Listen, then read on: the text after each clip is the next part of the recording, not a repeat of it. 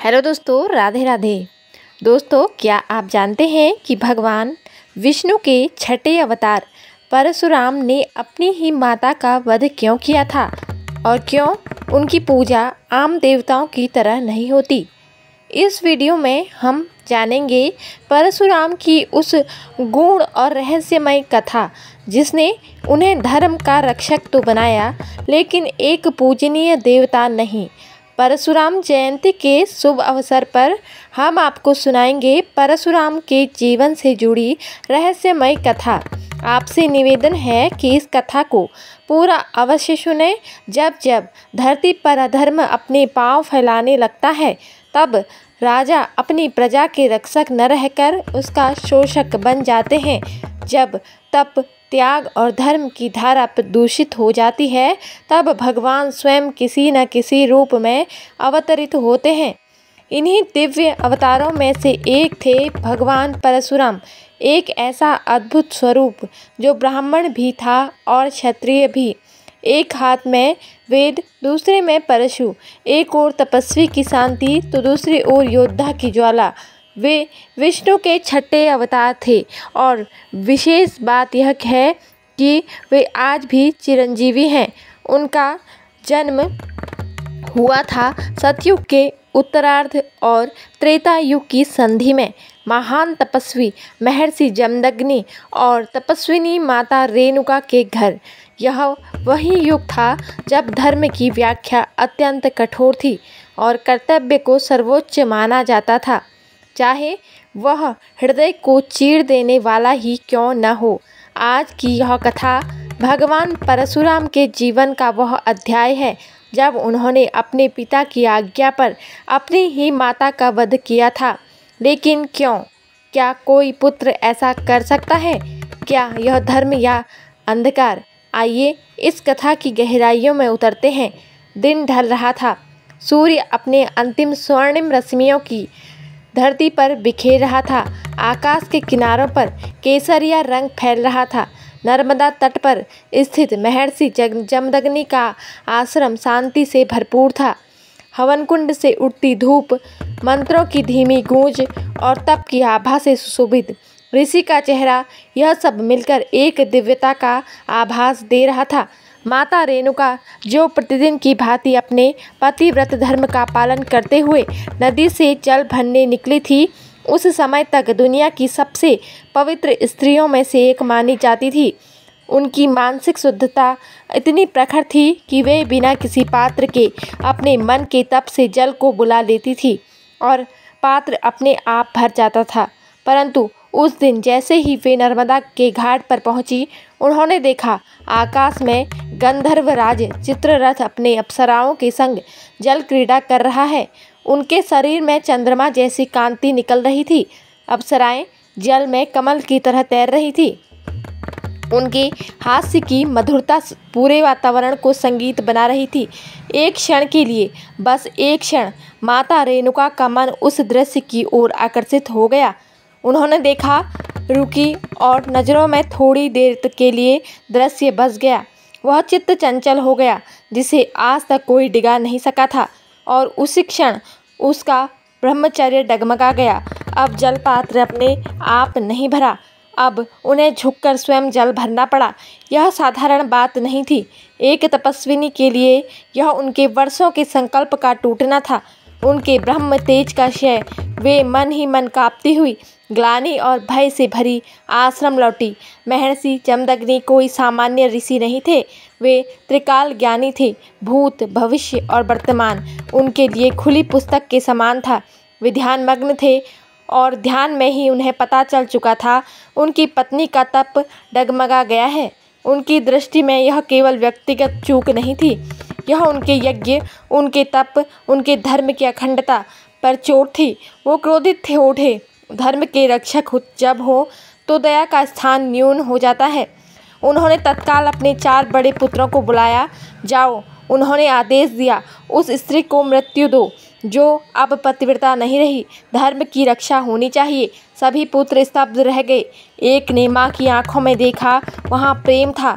दूसरे ने बचपन की स्मृति सोची, जब माँ ने ज्वर में सिर पर हाथ रखकर कहा था। तीसरे ने हिचकिचाते हुए कहा, पिताश्री क्षमा करें, यह हमारी माता है, हम यह नहीं कर सकते। चारों भाइयों ने पिता की आज्ञा को अस्वीकार कर दिया। जमदग्नि की भूटी तन गई। उनकी वाणी अब और अधिक कठोर थी। पुत्रता का धर्म यदि नहीं निभा सकते तो यह तपस्विता का क्या मूल्य। अब बुलाया गया सबसे छोटे पुत्र को, राम को, वे पिता के चरणों में आकर नतमस्तक हो गए। पिता ने वही आज्ञा दी, जाओ अपनी माता का वध करो। परशुराम न रुके, न डरे, न कुछ बोले। उन्होंने अपनी कुल्हाड़ी उठाई। वह परशु जो आगे चलकर धरती से 21 बार क्षत्रियों का नाश करेगा। माता की ओर बढ़े। माता रेणुका खड़ी थी, शांत। उनकी आंखों में आंसू नहीं थे, भय नहीं था, केवल ममता थी और विश्वास। शायद उन्हें पता था उनका पुत्र धर्म की परीक्षा में है। एक ही बार और धरती पर मौन उतर आया। वृक्षों की पत्तियां स्थिर हो गई, वायु रुक गई, पक्षी उड़ते हुए रुक गए। केवल एक क्रिया जिसने सृष्टि को प्रश्न में डाल दिया। महर्षि जमदग्नि को लगा, अब मैंने एक सच्चा पुत्र पाया है। उन्होंने कहा, वत्स, मैं तुमसे अत्यंत प्रसन्न हूँ, मांग लो जो चाहो। परशुराम ने शांत स्वर में कहा, पिताश्री, यदि आप सच में प्रसन्न हैं तो मेरी माँ को पुनर्जीवित कीजिए। मेरे उन भाइयों को क्षमा कीजिए जिन्होंने आपकी आज्ञा नहीं मानी, और हमारा परिवार वैसा ही हो जाए जैसा यह सुबह था।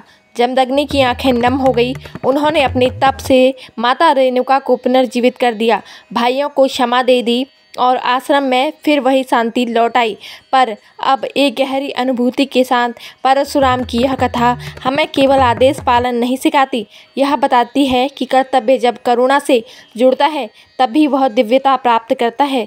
परशुराम ने माँ को मारा पर उनके लिए जीवन मांगा। उन्होंने आज्ञा मानी पर भाइयों की क्षमा भी मांगी। ये केवल योद्धा नहीं थे, वे धर्म और भावना के संतुलन का आदर्श थे। भगवान परशुराम विष्णु के छठे अवतार, तप, ज्ञान और युद्ध के अद्वितीय संगम, ब्राह्मण कुल में जन्मे और क्षत्रियों के विरुद्ध परशु उठाने वाले देवता। एक ऐसा नाम जो भारतीय इतिहास में वीरता, तपस्या और न्याय का प्रतीक है। वे एकमात्र ऐसे अवतार थे जो चिरंजीवी हैं, अर्थात आज भी जीवित माने जाते हैं। उन्होंने भीष्म, कर्ण और द्रोणाचार्य जैसे योद्धाओं को शस्त्र विद्या सिखाई, 21 बार पृथ्वी को अत्याचारी क्षत्रियों से मुक्त किया और धर्म की रक्षा हेतु संहार का मार्ग अपनाया। फिर भी एक अत्यंत रोचक और विचारणीय तथ्य यह है कि उनके जैसे महान, जीवित और शक्तिशाली अवतार की पूजा व्यापक रूप से नहीं होती। न तो हर नगर में उनके मंदिर हैं, न ही प्रत्येक घर में उनकी आरती गाई जाती है, न ही कोई प्रमुख पर्व ऐसा है जहां लोग उनके चरणों में पुष्प अर्पित करते हों, जैसे श्री राम, श्री कृष्ण, शिव या गणेश की होती है। तो फिर प्रश्न उठता है, ऐसा क्यों? उसका पहला उत्तर यह है कि भगवान परशुराम का अवतार संहारक रूप में हुआ था, पालक रूप में नहीं। वे लोगों को मोक्ष, सुख या वरदान नहीं देते थे, बल्कि धर्म की रक्षा हेतु अधर्म का नाश करने आए थे। उनका स्वरूप उग्र था, तेजस्वी और न्यायप्रिय था, लेकिन उसमें करुणा या क्षमा का स्थान सीमित था। परंपरागत रूप से हिंदू समाज उन्हीं देवताओं की पूजा करता है जो रक्षक, दयालु और कल्याणकारी हो। यही कारण है कि भक्त श्री राम, श्री कृष्ण, शिव या लक्ष्मी की पूजा तो करते हैं, लेकिन परशुराम के तेजस्वी और उग्र स्वरूप से श्रद्धा के स्थान पर भय अधिक अनुभव करते हैं। दूसरा कारण यह है कि भगवान परशुराम के कुछ कार्य आम जनमानस को विचलित कर सकते हैं। उन्होंने अपनी माता रेणुका का वध किया, भले ही यह उनके पिता की आज्ञा और धर्म परीक्षण का भाग था, पर एक पुत्र का अपनी माँ को मारना भक्तों के हृदय में स्थान नहीं बना पाता। उन्होंने 21 बार क्षत्रियों का संहार किया, यह उनके धर्म के प्रति समर्पण का प्रतीक था, लेकिन क्षत्रिय समाज के लिए यह उनकी उपेक्षा का कारण भी बन गया। उन्होंने कर्ण को श्राप दिया, भीष्म से युद्ध किया। उनके कारण वे एक कठोर और अडिग अवतार के रूप में देखे जाते हैं, न कि करुणामय आराध्य के रूप में। तीसरा कारण यह है कि भगवान परशुराम आज भी जीवित माने जाते हैं। वे चिरंजीवी हैं। धार्मिक मान्यताओं में जब कोई अवतार अभी भी जीवित हो तो उसकी पूजा उस रूप में नहीं की जाती जैसे दिव्य लोकवासी देवताओं की होती है। परंपरागत रूप से पूजा उन्हीं की होती है जिनका शरीर त्याग कर जाना या दिव्य रूप से स्थित होना प्रमाणित हो।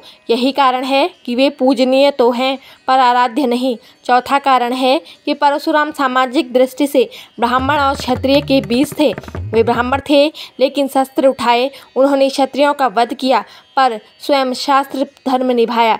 इस कारण वे पारंपरिक सामाजिक वर्गों की परिभाषाओं में नहीं समा पाए। ब्राह्मणों को वे योद्धा लगे और क्षत्रियों को वे प्रतिद्वंदी। इस विभाजन के कारण वे व्यापक पूजा पद्धतियों में उपेक्षित रह गए।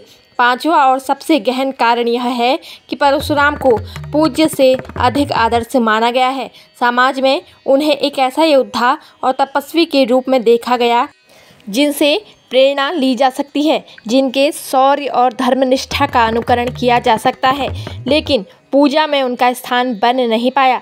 वे आराधना नहीं आत्मबल और संघर्ष के प्रतीक बने।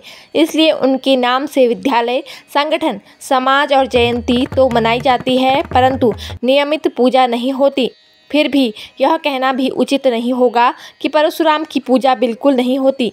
कुछ क्षेत्रों में जैसे हरियाणा, मध्य प्रदेश, बिहार और उत्तर भारत के कुछ हिस्सों में उनके मंदिर हैं। परशुराम जयंती के दिन शोभा यात्राएं, हवन और शस्त्र पूजन जैसे कार्यक्रम होते हैं।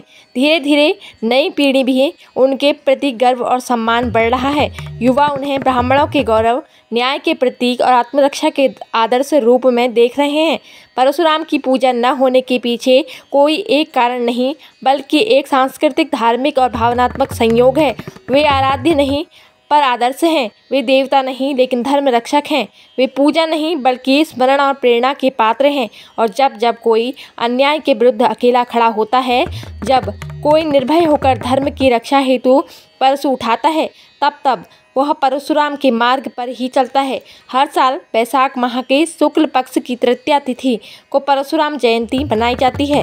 हिंदू धर्म की मान्यता के अनुसार भगवान शिव के परम भक्त कहे जाने वाले परशुराम भगवान विष्णु के 6वें अवतार हैं। भगवान विष्णु ने पापी, विनाशकारी व अधार्मिक राजाओं का विनाश कर पृथ्वी का भार हरने के लिए परशुराम के रूप में 6वां अवतार लिया था। ऐसी मान्यता है कि परशुराम का जन्म प्रदोष काल में हुआ था। इसलिए जिस दिन प्रदोष काल के साथ तृतीया तिथि होती है उस दिन परशुराम जयंती मनाई जाती है। इस साल परशुराम जयंती 29 अप्रैल 2025 को है। रामायण के अनुसार माता सीता व भगवान राम के विवाह समारोह में परशुराम जी का आगमन हुआ था।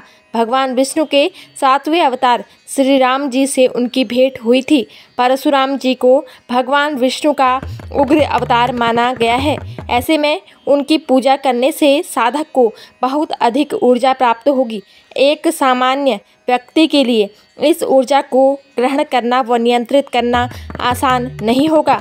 परशुराम जी की आराधना उन लोगों के लिए शुभ मानी गई है जो साहसिक कार्यों से जुड़े हुए हैं। परशु नाम का अस्त्र।